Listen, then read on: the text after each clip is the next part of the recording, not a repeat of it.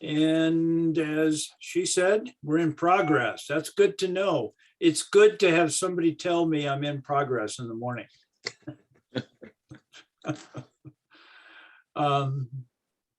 I went to the neuro person. Did I tell you guys about that? Sorry, John, I went to the neuro person and I got released. They did the final CAT scan and what they do is they insert dye and all that. And I don't really like that. I don't like that whole experience. But anyway, I saw the neuro expert. Was it this week or it was last week? And my head is not 100% healed yet, but they've kind of kicked it around and they think that I can be released and things are going good. So I took it as very good news. PTO. Yeah. Okay, good. Now I see a thumbs up. Thanks, Steve. And then what was that, Bill? You're muted, Bill. I said, that's supposed to be a clapping hand, whatever. Oh, okay. I couldn't tell the difference. Yeah. Good morning, Bob. Good to see you too. Morning. Yep. Well, let's get started here. Actually, this is revolutionary. We're starting a new chapter this morning. Oh, do we have a New Year's celebration? Yeah, we ought to have a celebration. Chapter 9, 1 through 3. Last time we looked at the crowd's progression. This is just very quickly what a bulk of chapter 8, especially the latter portion, it shows how the crowd is boxing themselves in through their self-created belief. They're creating fear, they're creating intensity, they're creating the pushback. And this chart shows their responses to Jesus. Jesus doesn't change, they do. And it starts with bolstering one's position because of the need to feel important. And it ends up to the upper right up here. It ends up there with the idea with attempted murder. And what it did, it raises some question. What is it that this crowd actually hates? And we talked about that last week. Now, we're going to pick up here in chapter 9 and 1 and 3 with these words. As Jesus passed by, okay, he's attempted, or he has escaped the attempted murder. And as he was passing by, wherever that by was, I don't know, he saw a man who had been blind from birth. The text brings that out. John had that awareness that this man's condition was from birth, which actually creates some real interest in the whole thing. And his disciples asked him, Rabbi, which is teacher, who sinned, this man or his parents, that he would be born blind? Jesus answered, it was neither that this man sinned nor his parents, but it was so that the works of God might be displayed in him. So that's what we're going to look at here. Broad strokes, John places this occasion right after the escape murder attempt. Okay, that's important. There's an escaped murder attempt. They get out of sight and this occurs. Note the correlations to Jesus as the light of the world. This is really important. Remember, this took place right after the Feast of Tabernacles, and during that feast there was the lighting of the internal torches, these huge oil-filled basins. And there's actually historical language around that, descriptives of how bright these were. And in the midst of that whole environment, Jesus stands up in verse 8-12 And he says, I am the light of the world. The one who follows me will not walk in darkness, but will have the light of life. That happens in chapter 8 and verse 12. And then we're going to see this again, the same word where Jesus says in 9:5, well, I am in the world, I am the light of the world. So there are two claims by Jesus that he is the light of the world.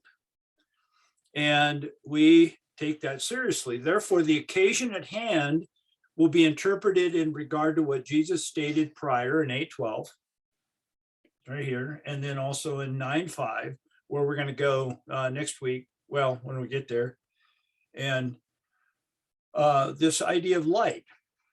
And so what has just occurred is a major disconnect in perception. We talked about that. We showed that in the slide at the beginning. The crowd is blinded by their own self-created constructs, thus in need of light. The crowd needs light.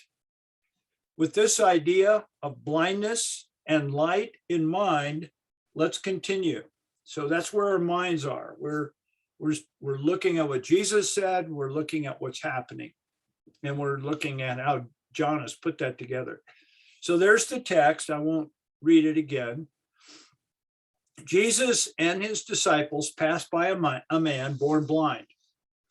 How they know all that, I think it's just conjecture. Jesus fields a question from his disciples. This question comes up. The same question is what we see asked by Job's friends over and over. It's relentless for 33 chapters in the book of Job, the same question. It's the same question. It's a human question. It's the same question that I have rolled around in my head multiple times, but I'm either too wise or too fearful to articulate and ask the question. But I have the same question, and possibly you have as well. But I entertain these thoughts around this question. And here is the question. The question is this: who do I blame? Who is guilty? I grew up this way. I still think this way. If there is something wrong, there is someone to blame. We've got to find that person. I think it intensifies with my Germanic background, but it was always, if there's a problem, we got to find someone to blame. And I think this transcends a Germanic background. I think this is what it means to be human. I think if there is difficulty, to ease our own sense of, to make us feel better about ourselves, we got to find someone to blame. That's my opinion. You and I can be pondering that. So in regard to our model, the disciples are asking their question from a layer 2 perception. This is where the model really helps me understand. Layer 2 is derived, I know you guys probably don't remember what this is all about, so we'll talk about it. Layer 2 is derived from the legitimate human need to belong. All three of the outer, all of the layers are, although the picture doesn't show the inner layers, the inward, inside the dark ring, and that's not important today. But all of the layers are based on true and legitimate human needs. The outer layer is one of security. We need food, we need shelter, we need water, and we need some basic human needs, and that's layer 1. Layer 2 is the need to belong, and this has to do with our relationships. We have a high need to be loved as human beings, and that's legitimate because we're made in the image of God, and in return we have a high need to love others. That's very human, very natural. But because of our condition, what happens is that need turns south.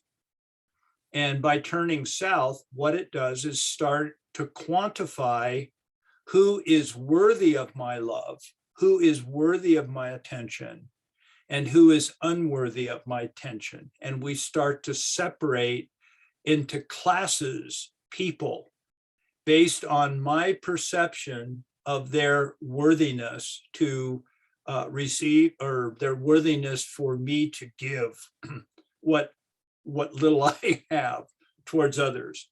This turns into racism. This turns into classism. This turns into denominationalism. This turns into all kinds of excess that is unnecessary, and that is, but yet very part of being human. Layer 2. And so they are walking by, responding from a layer 2 perception, saying, okay, who's guilty? This man or his parents? Jesus, you give us the answer. We want the answer, Jesus. Because of our jointly shared human condition, which I just stated, and also because Jesus knows how to create safe space for his disciples. And this safe space allows the disciples permission to ask what's really in their heads. They can be honest. They're just asking out of honesty, who's guilty? They say, Master, who's guilty? They innocently ask, as if I were there, I would have innocently asked, because Jesus creates safe space. But the commonality between myself and those men around him is this human condition. And in that human condition is this: if there is a difficulty, a conflict, a difference, someone is responsible and someone needs to pay. That is coming entirely from my head. And that's where these guys are. Someone is responsible. But according to Jesus, he says, not so fast. Not so fast, guys. Do you find yourself saying not so fast much more now these days? I sure do. Not so fast. Let's think about that a little bit here. So as we ponder the disciples' response, we have opportunity to learn 3 things about our jointly shared binary minds. I'm saying that this is coming from their binary perspective. We've already talked about that. And it helps us give insight at this point a little more into how these guys think and how I think, and possibly you guys as well. Naturally, this is part of our being. This is not our evil nature. This is part of, I'm not talking about that. I'm talking about how we naturally process what's happening around us. We use our binary mind. The binary mind is quick and efficient. It's amazing. It's really quite amazing how the binary mind works under God. God, through God's created order. It's quick and efficient at deriving a conclusion. It loves conclusions and quick conclusions. If you've ever been in any kind of meeting or discussion, the binary mind is just wonderfully helps the group arrive at conclusions by weighing various alternatives, deriving conclusion. And because it derives these conclusions, it's got some stated limitations. In this case, these guys working out of their binary heads are saying, okay, we see this blind person, there's the problem. So it's either this or that. It's either one or the other. That's how they see it. Number 2, the binary mind is unaware that there may be another explanation. Not even in there, they're clueless. It's It is simply blinded. This mind is blinded to an alternative way of reasoning. Thus, the discrepancies, thus the conflicts, even in our current culture right now, what we're experiencing is primarily because culture is operating out of its binary head and its binary collective head. It's either my way or the highway. Therefore, in regard to real life circumstances, the binary mind operating by itself, there's the key. It's not, we don't put it away. We certainly want to utilize that. It's very helpful in certain circumstances. But by itself, it often misses what truly is. It often misses the truth. And that's where these guys are. They're demonstrating it right here. Who's guilty? Who sinned? This man or his parents? Jesus responds in verse 3 by first stating that their binary assumption is not correct. There it is. He puts a big X over it. Nope, not there, guys. Sorry. He says the word neither.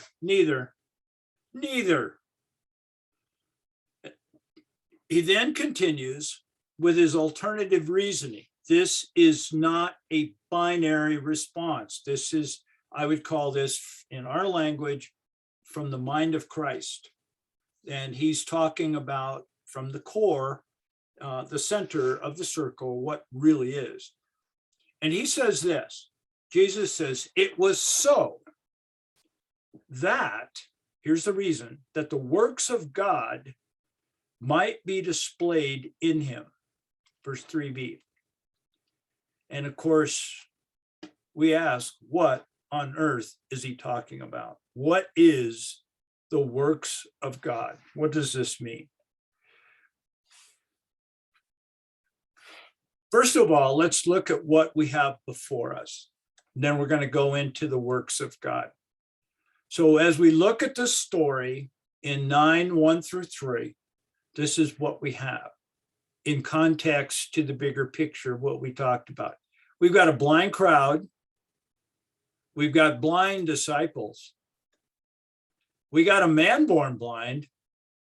We've got the light of the world. And we're asking the question, who should we blame?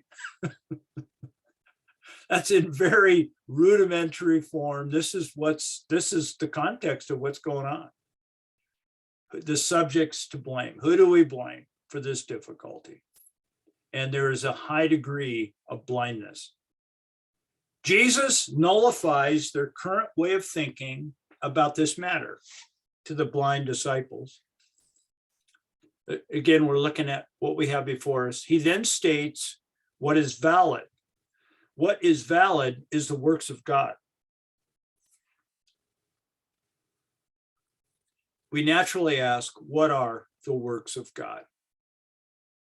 Number one, there are three things. First, the work, and I'm going to ask you guys to, let's read these texts. I think they're important. So we're going to take time out to look at these. So if you guys could rummage around and you can see the verses. First of all, within the Gospel of John, we're using the Gospel of John to define the works of God. And because John's the author. The works of God in John's Gospel account, first of all, describe what Jesus does as the one through whom God's intentions are expressed. Remember, I've talked about this idea of the core. It's God's opinion is not alongside of everybody else's opinion. God is working from what truly is. God represents one central reality that exists. Everything else is smoke and mirrors. Everything else is self-created. Jesus is always speaking from that which truly is. That's how I see it. I don't look at God as a better way, Jesus as expressing, oh, this is a better way or a more religious way or a Christian way. I don't look at it that way. I look at it as this is the only way. This is what truly is. And everything else, and when he's talking about people, they've created their own realities.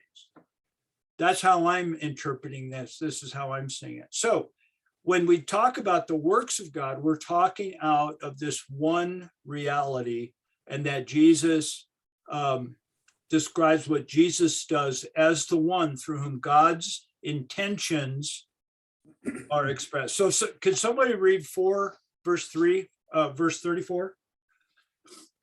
Jesus said to them, my food is to do the will of him who sent me and to accomplish his work. Yeah, there you go. There he self-states that he does God's intentions, which is truly what really is. Only that's it.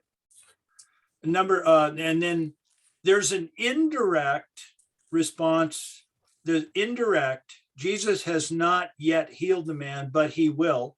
9 verse 3. Could somebody read that? Well, it's actually on the screen.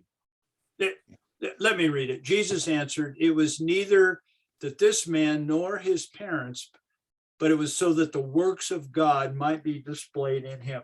Sorry, I kind of messed that up. But that is going to happen. And so I included it in this listing because Jesus is going to perform the works of God right here in front of us. So how about 10:25? I'll take it. He says, Jesus answered, I did tell you, but you do not believe. The miracles I do in my Father's name speak for me. Yeah, and that I think in my text it says works. I don't, did you say works? No, I said, at 10:25 just says, Jesus answered, I did tell you, but you do not believe. The miracles I do in my Father's name speak for me. The miracles are works are one and the same. I think so. Yeah, Okay. I don't. I don't think we want to nitpick. I'm reading the nearly It's the same inspired idea. version. So. Yeah. How about 10:37? I'm not doing the works of, oh, sorry. Go ahead. If I'm not doing the works of my Father, then do not believe me. Yeah. So there he is. He's all about the works of his Father. That's what he's here doing. 14:10.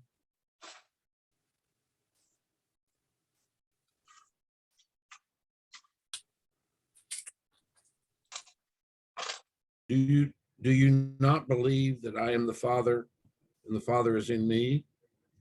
The words which I speak to you, I am not speaking from myself, but the Father who lives in me does his works. He does his works. Yeah. That's cool. The Father who lives within me, he does the works. That's good. Thanks, Dave.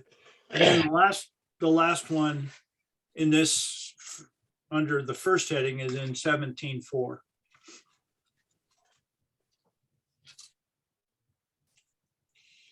I have brought you glory on earth by completing the work you gave me to do.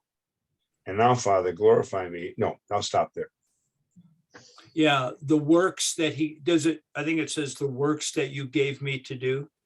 Yeah. Yeah, Jesus represents a man, fully God, fully human, which is very important, of how a man can live in relation to God, into relation to God the Father, as he calls him.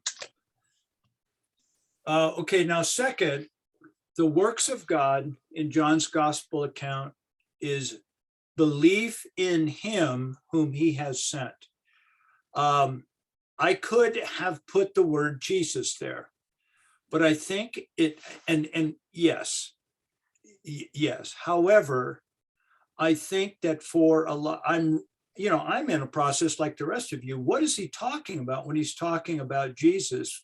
Tend to put Jesus, the man, and define him in a certain way, but I'm using the exact text in verse 28 through 29, where the works of God are to believe in him whom he has sent. That's Jesus's words right from the text, not to believe in Jesus. And I don't think that's wrong. I think that's inclusive. But by us thinking about belief in him whom he has sent, I think it has a fuller richness to me, and I don't want to nitpick here, but it transcends a guy in a robe. This is Jesus, and this is how I'm going to correct a caricature of Jesus of Nazareth. Jesus represents God incarnate in the flesh, doing the works of God, demonstrating to us what it fully means to live as a human being in relationship to God Almighty 100% of the time. And that just is mind-boggling. That is amazingly, wonderfully good news for us.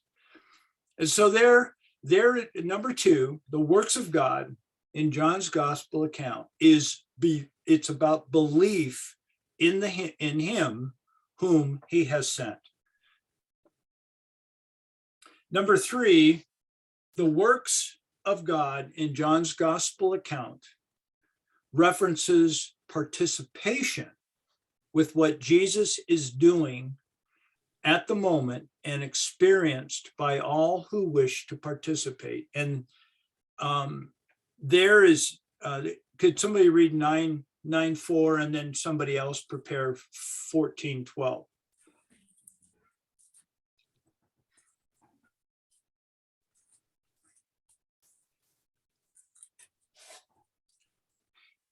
Nine, 4.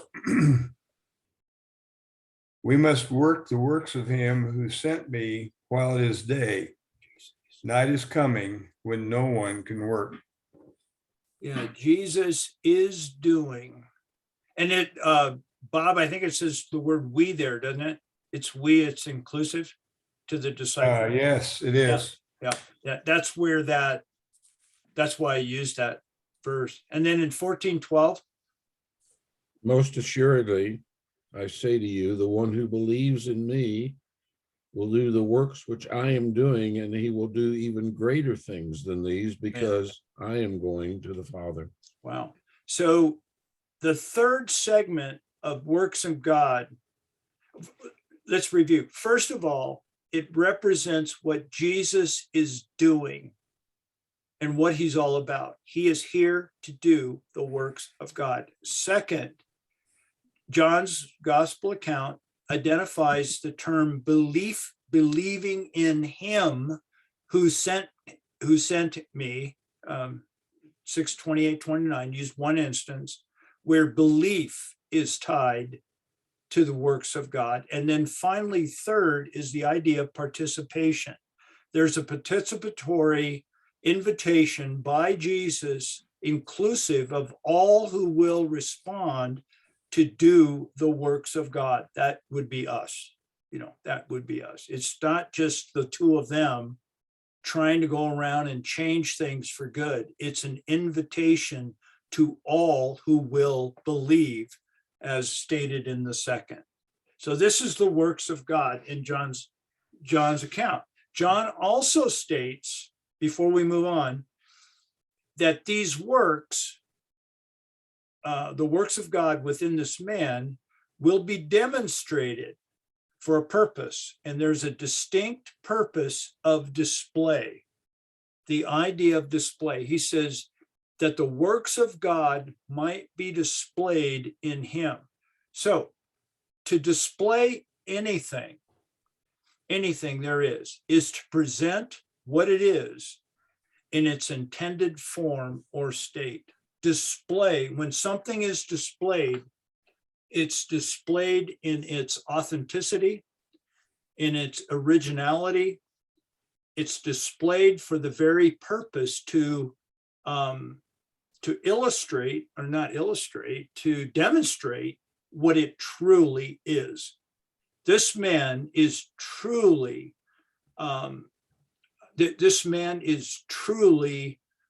created to see. as you and I see physically. Thus, he is displayed in that manner. Dave, you've got a question or a comment? Yeah, just to comment, my translation instead of displayed uses revealed. Yeah, so revealed would be something that is there, but not seen, not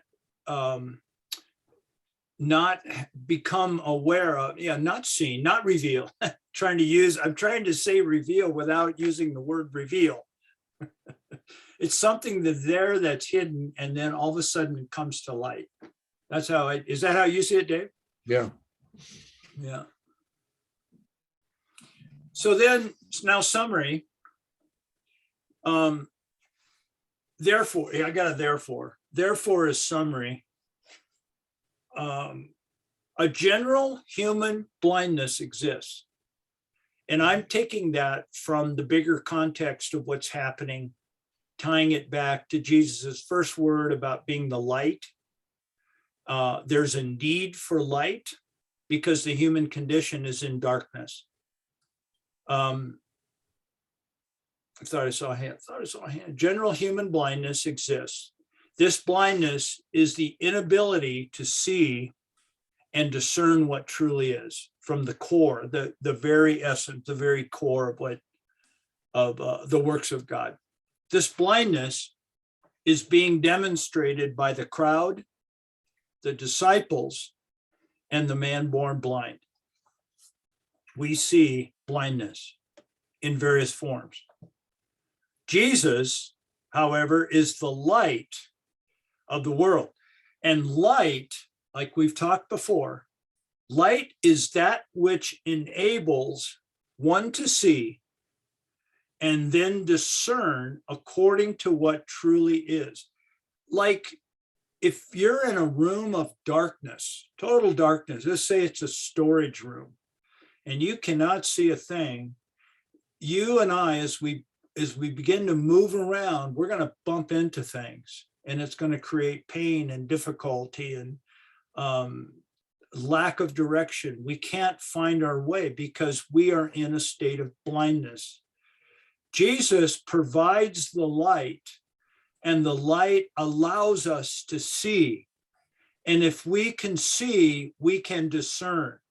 And if we can discern, we can move about in a productive way in order to not bump my knee, not experience the pain, and actually I can move about towards it, a much more productive life.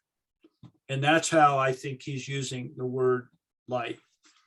The works of God is that which restores to what is truly meant to be, like Dave brought out, revealed.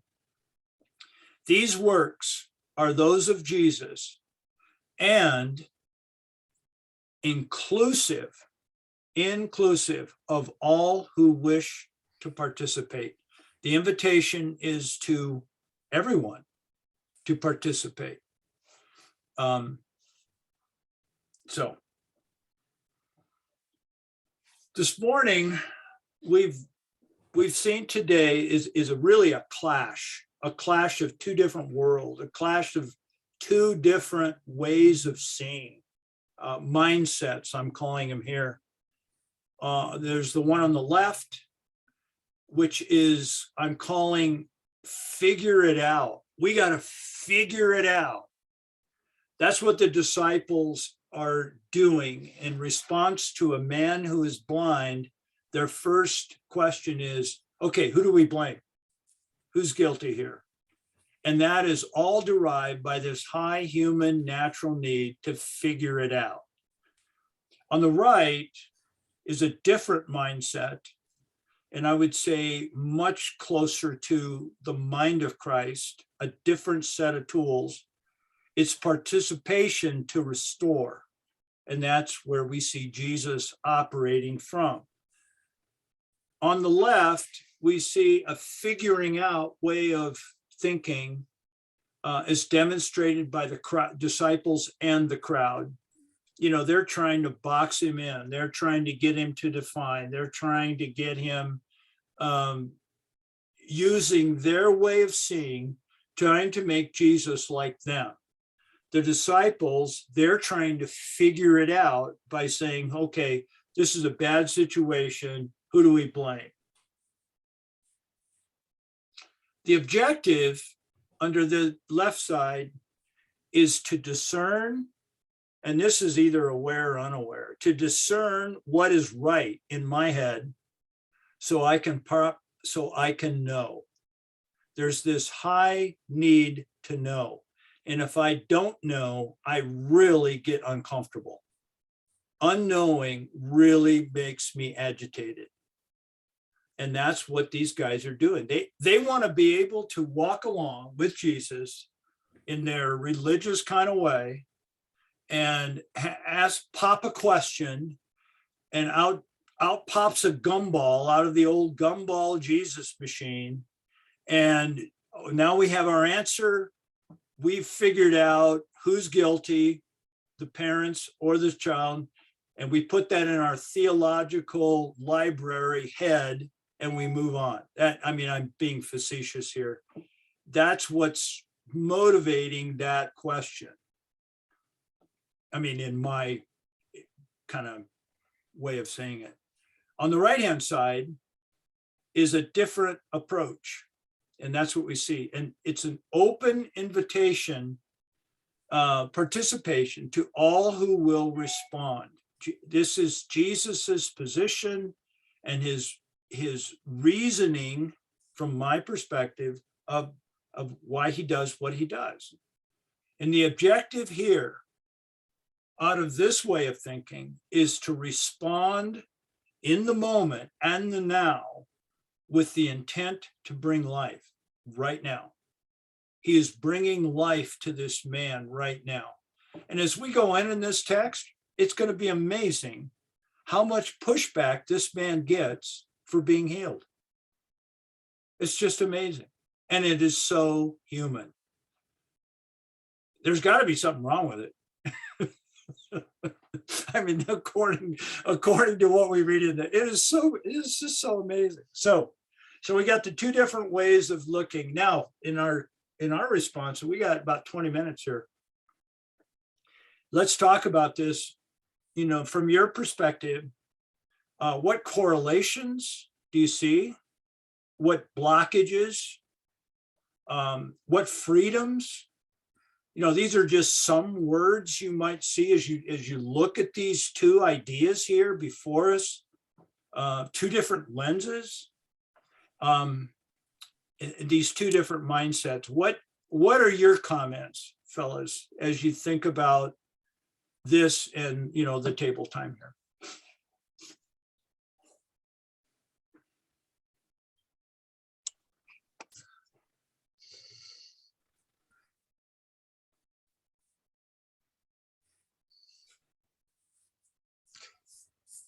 Does anybody know if the Jews had as a tradition reincarnation in their life? Did they believe that was a concept that was believed by some? I don't think so. Because the question, if without getting too critical of the grammar, for them to say, this man is born blind. Was it him that sinned? Then when did he do? Did he sin before he was born?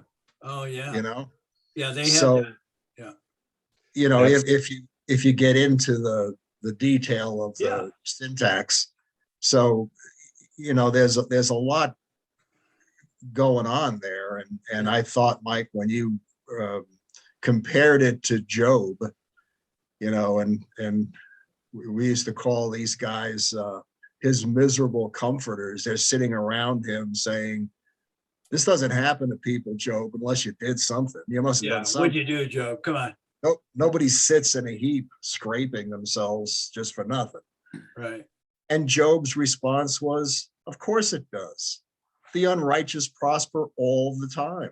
Yeah. Look around you, for goodness sakes. If you've been alive for a while, don't try to tell me I must have done something wrong or the bad wouldn't have happened.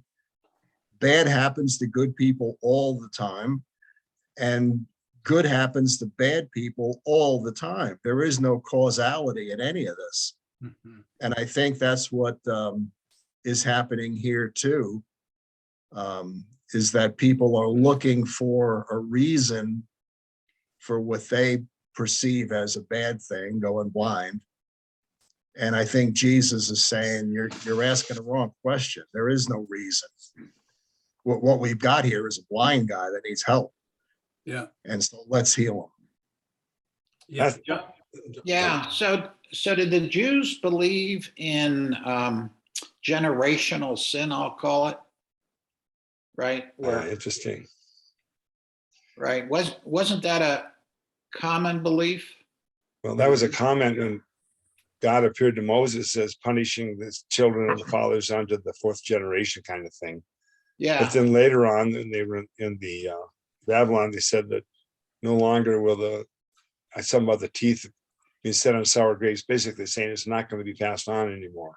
In Interesting Jeremiah, question. it says that, yeah. Yeah, I think I- that there's a lot of theology behind this question. There is no doubt. And I think that it was, I mean, in the commentaries I read that, yes, they were trying to figure it out theologically. The point is though, is a belief that there's got to be someone guilty. well, And sure, that it is a doesn't, human, that transcends culture. We saw it in Job, thousands of years before, and we're seeing it now in the New Testament.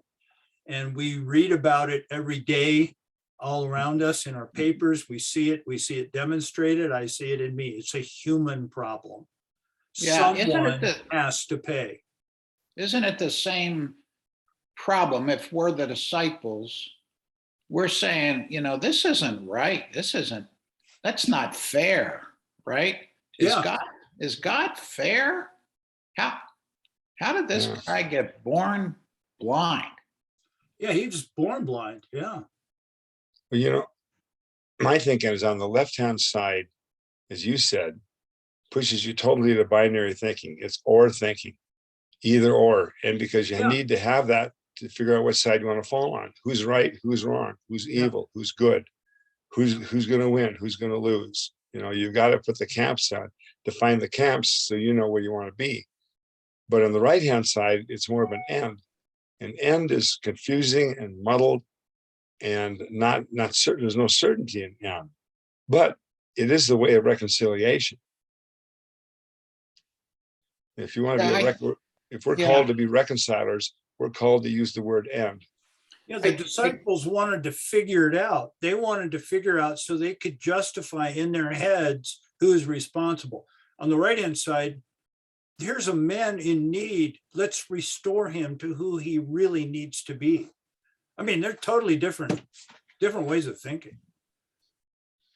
But if they're following Jesus, right, and they're becoming more and more illuminated, they're seeing these signs and things, and then they see this blind guy, they finally get to ask, hey, this Jehovah guy, Jehovah, God, the thing that we've been, indoctrinated with, the thing we believe in our depth, our core, is he really fair? Can that be fair? How can a loving God, right, allow somebody to be born blind?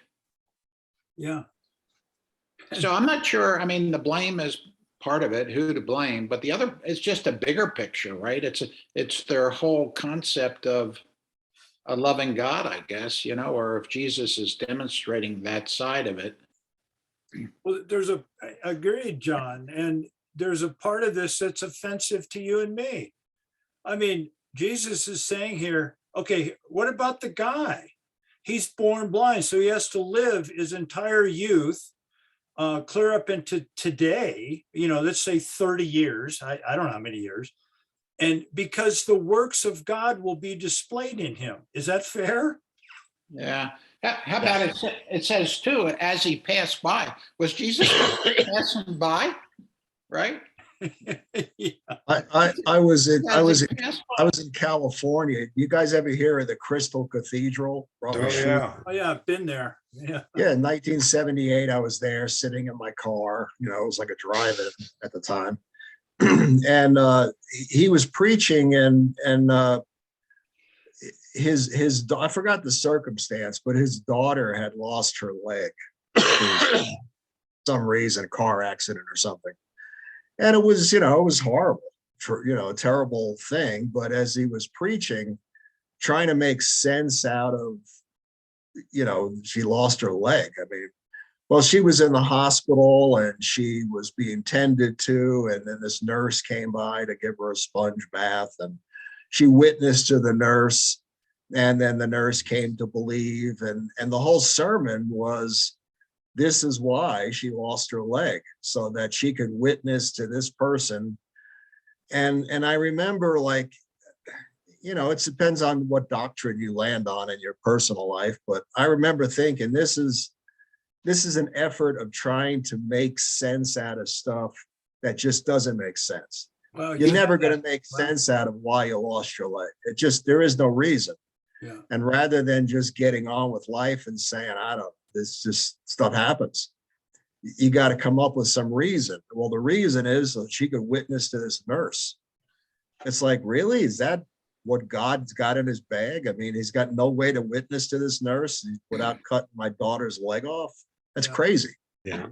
But That that's whole- what you come up with if your doctrine is causality. There's got to be a reason Yeah. for everything. And Yeah. sometimes there's no reason. I remember Joni Erickson Tada ran into that after she was paralyzed. And a Sure. lot of people kind of excluded her from the fellowship because she didn't make sense. I mean, the fact she was a godly person that got paralyzed didn't fit their theology, or made them uncomfortable in their certainty. Right. And There's a- and if we can figure out the causality or the reason why, not only can we assign blame, but maybe we can control it. You can Yes. avoid it. Yes, I Steve. think there's a desire for that as well. Yeah. Yeah. Yeah, the question is, the disciples say, who sinned? So, we haven't talked about that piece of it, but they assumed that it was somebody's sin that caused this. Yeah. If you know that, maybe you can fix it. Yeah, well, Fix it. part of that's There you go. okay, Yeah. right? Yeah. There's a high need in us as men, a high need in me to fix things. And it's just, that creates problems. So how do you fix, had there ever been an instance in history where somebody born blind got fixed? Boy, spiritual healings are This guy. a lot of phonies, some reals. You got to really dig around it. It's a real muddy world. Especially coming out of the vineyard, there was a lot of attempts at healing, and every so often someone did. At least I have to trust the people that told me that. And how do you handle that? Yeah, John, I don't know the answer to that question, but I pondered what it would be like to be born blind versus losing one's sight later on, having a context of what things in the physical realm look like, never knowing. I mean, this guy was a situation where he never knew what a table actually looked like, what a doorway, what corn on the cob looks like. I mean, he has no concept. And when he received that sight, he had to learn is it ocular? The sight and his brain functions had to coalesce in order to start functioning properly. And that is an amazing thing. There was a whole lot of stuff that had to happen here that the story doesn't even talk about it, but that is really quite amazing. Mike, there was a whole movie made out of a guy, and a lot of people who they were born blind, and they found out the cure for it, at least for these people, the situation. And when their sight was granted to them, it was a it wasn't a comfortable world for them. No, probably terrifying. Yeah. Yeah. I would tend to lean on that. I think it would be very difficult to try to learn all that. There's also a strange, I think, culture of that we experience even now, that what righteous looks like. Righteous looks like no imperfections. Yeah. You know, this guy he's not blind. He can hear. He's tall, he's got blonde hair, you know, or some kind of a thing. Yeah. You've got a mindset of, if what does being righteous look like? There can't be something wrong with you. And you think of like Johnny Erickson Yeah. Tata. It's like, how could she be everything she says she is? She can't even walk, for goodness sakes. No, Right. righteousness looks like Tom Brady. Yeah, Yeah. exactly. You know, John Wayne. or you know, I have no idea what Jesus looked like. You know, we've got these, Yeah. you know, supposed writings, you know, of what he looked like, but I mean, probably fit in, you know, but you've got a sense in our culture of a muscular guy, nothing wrong with him. But if you saw him coming by, if he was 5 foot tall, bald, looked like me, you know, that can't be the Messiah. Look at him, for goodness sakes, he's bald, you know. That's why I think that the attaching a sin to a malady is so easily done. This guy can't see, he must be sinful. Well, why can't he just be blind and righteous? Well, why is blind an indication of doing something wrong? Yeah.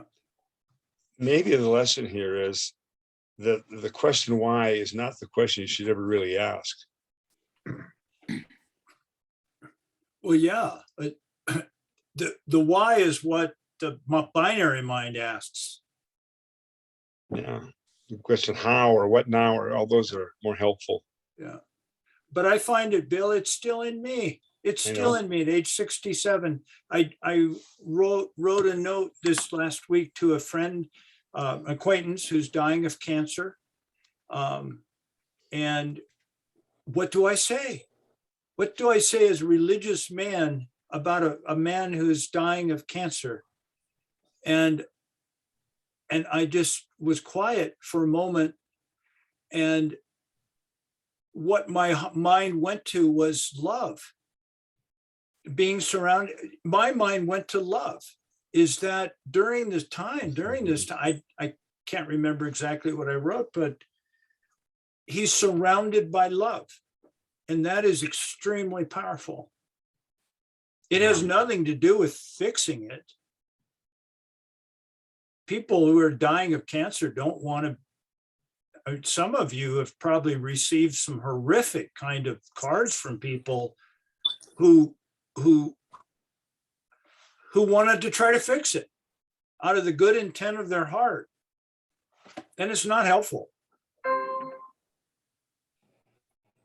But it puts us in a very humiliating kind of position, both on the giver and the receiver, because I don't like it. I want to have an answer, Bill. Because like Steve says, I want to be in control.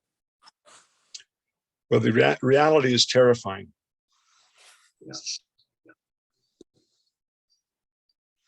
Yeah.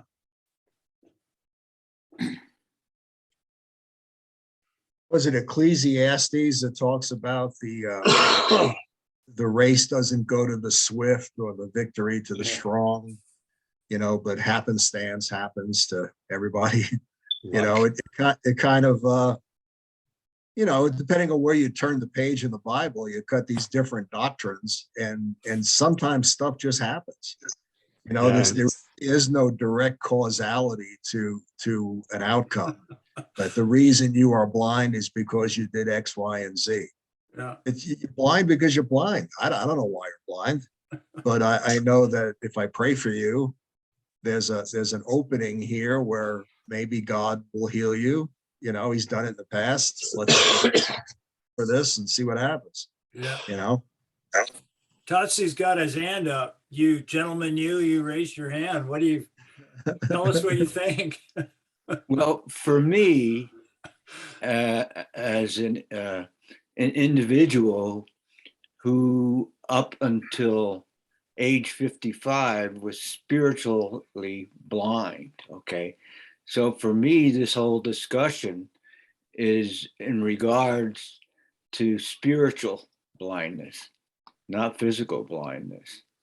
And so my thing that I had was I had a blockage in my mind that where I had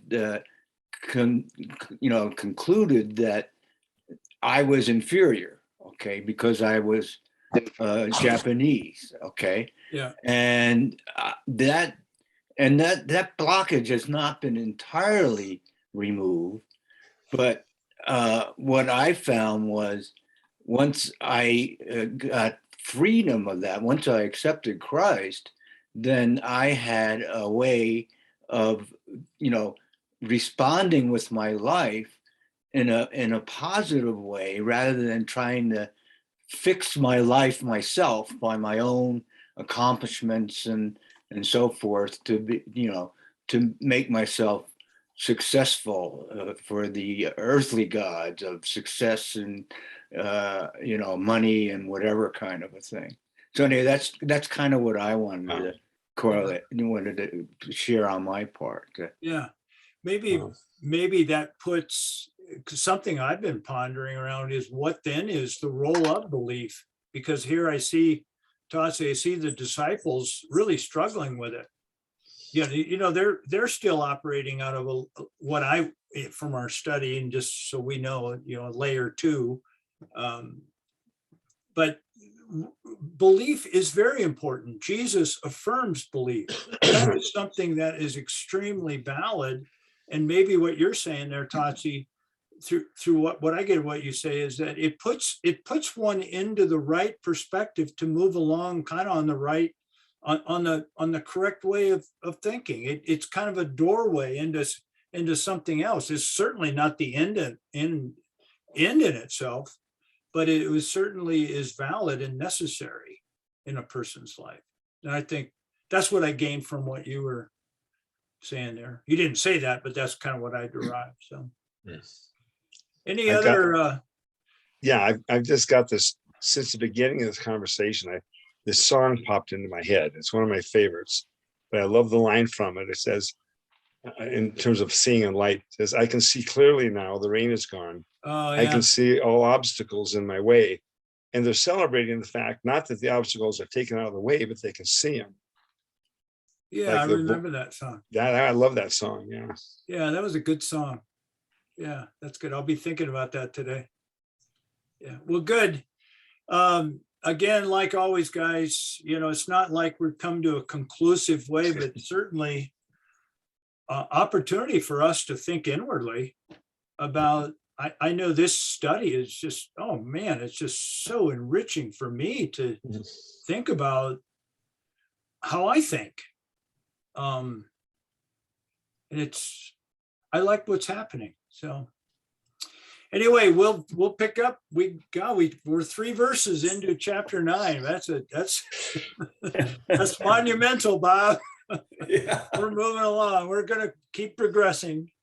And we're in the midst of a really good story, now that the good is going to happen, but that good is perceived a number of different ways. And that's where we're going to go with this in the verses ahead. Very interesting stuff. So have a good week, everybody. And we'll see you next Wednesday. Bye for now. Bye. Take care. See ya. Thanks for all your participation. Bye now.